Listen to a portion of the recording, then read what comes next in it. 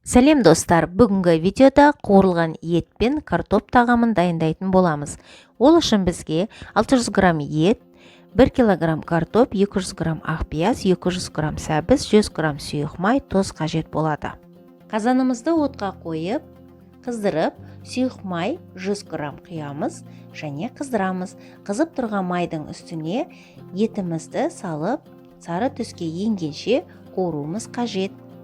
Достар, егер видео ұнаса, каналға тіркеліп, лайк басып, комментарий жазып, қоңырауша белгісін басып қойыңыздар.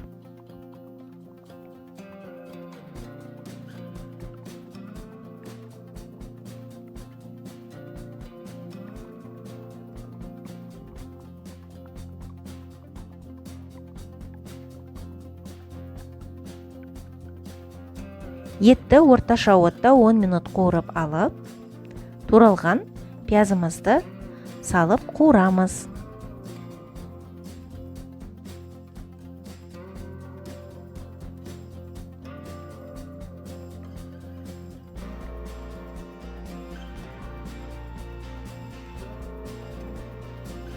Пиязымызды жұмсарғанша қуыратын боламыз және татымына қарай тұз саламыз. Мен толмайтын 2 шай қасық тұз қостым. Және өздеріңізге ұнаған көкөністер қоссаңыздар болады. Мен 200 грамм сәбіз, 1 болгар бұрышы, 1 қызанақ қостым.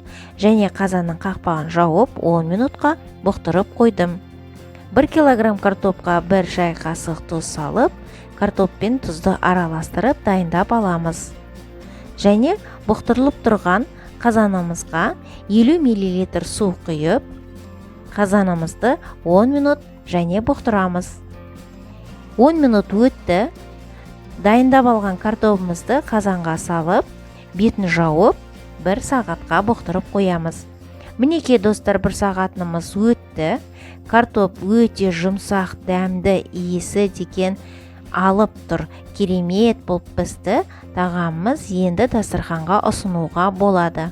Достар, сіздер де жасап көріңіздер.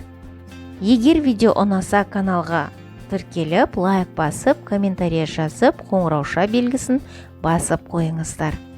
Ас болсын.